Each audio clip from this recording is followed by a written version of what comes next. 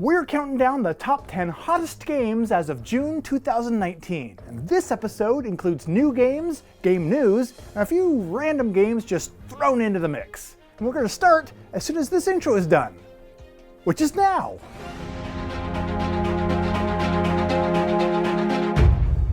Hey there, I'm Chaz Marler from Pair of Dice Paradise and BoardGameGeek, and welcome to this month's Top 10 Hottest Games, which is based on the titles that are generating the most traffic and most discussion on the BoardGameGeek website over the past 30 days. Now, these games are tracked on the site's hottest games list, and the higher and longer a game remains on the list throughout the course of the month, the higher it ranks on our top 10. 136 different games appeared on the list over the past 30 days, including some that previously dropped out of the top 10 only to reappear this month. For example, the game that comes in at number 10. Rising up 2 spots to bounce back onto the top 10 this month is Scythe by Stonemaier Games. Scythe is all about engine building. Players can upgrade actions to become more efficient, build structures that improve their position on the map, enlist new recruits to enhance character abilities, activate mechs to deter opponents from invading, and expand their borders to reap greater types and quantities of various resources. And if you're at the point where you're now looking for some variability to challenge the well-oiled engine that you have devised for Scythe, well, then the upcoming modular board may be just the ticket.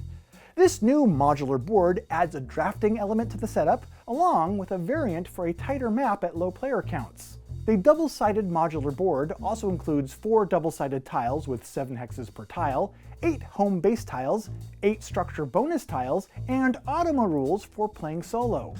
Scythe's modular board is currently in the pre-order phase with an expected retail release date of July 26th. In lockdown at spot number 9 is Escape Plan, designed by Vital Lacerda and published by Eagle Gryphon Games.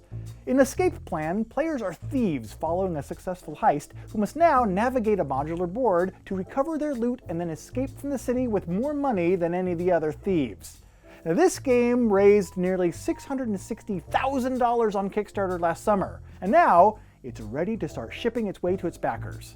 But if you missed out on the Kickstarter last year, well, you're not necessarily out of luck, because the game will also be available from Eagle Gryphon Games at the Origins Game Fair later this month, where they will be selling both the standard version of the game, plus the version that includes all the Kickstarter upgrades for just $20 more, which actually I'm really excited to see them doing. Well, not necessarily the price tag that accompanies most Vital Lacerda games, but the fact that the Kickstarter upgrades are going to be made available to consumers instead of just being exclusives that are only available during the Kickstarter campaign.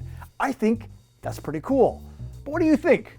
Are you a fan of the approach of making Kickstarter exclusive content available to the masses after the Kickstarter campaign? Or do you feel that it cheapens the value of investing in a product's Kickstarter in the first place? Or do you not care as long as you can just play the blasted thing? In the comments, let me know what your response is to this month's burning question.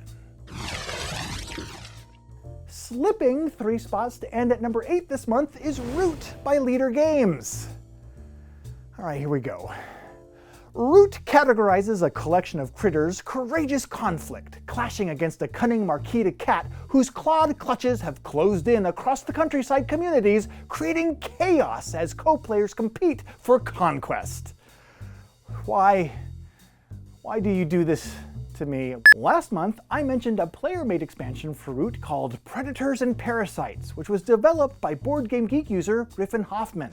Well, since then, the game's forums have continued to be abuzz with player-made content. But this time, it's an ambitious edition featuring a new adversary, a snake named Fungus Khan, developed by Brooklyn Game Labs with the support of Leader Games. I'll include a link to the forum that discusses this player-inspired project in this video's description, in case you'd like this new foe to slither across your gaming table as well.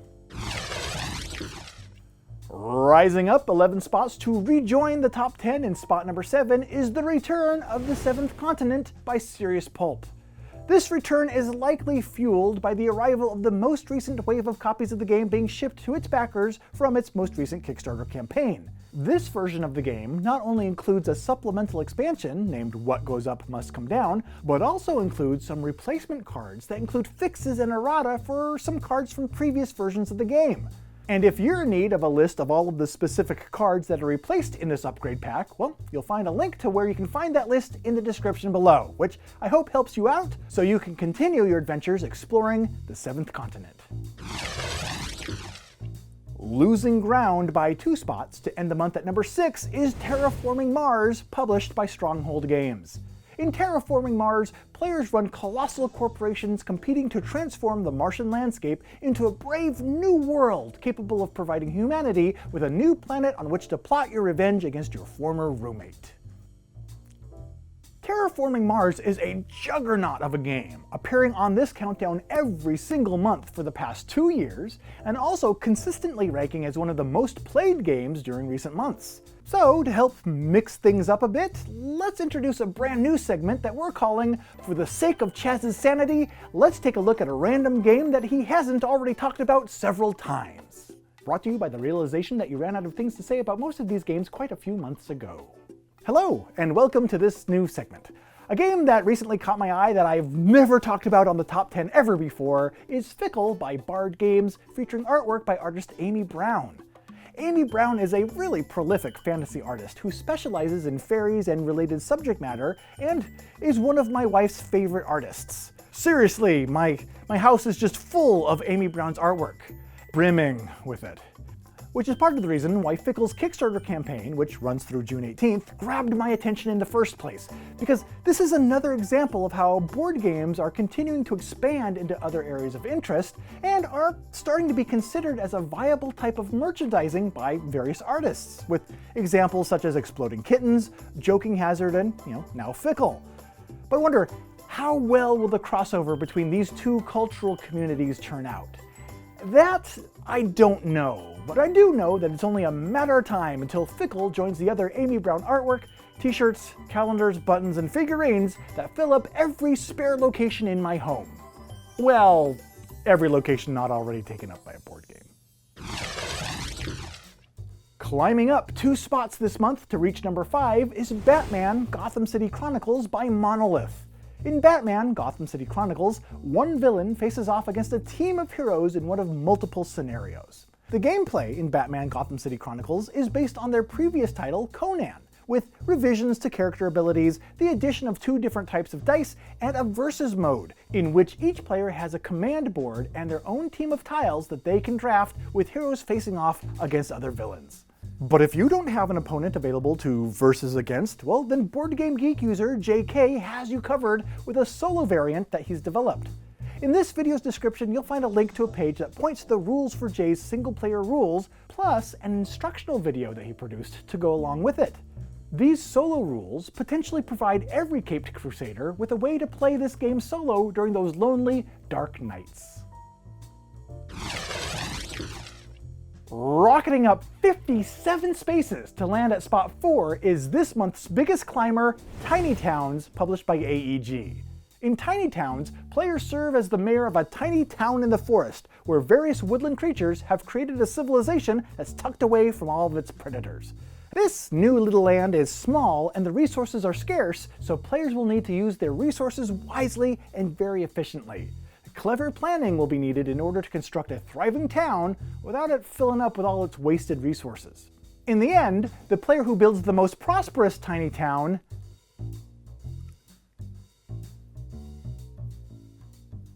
wins.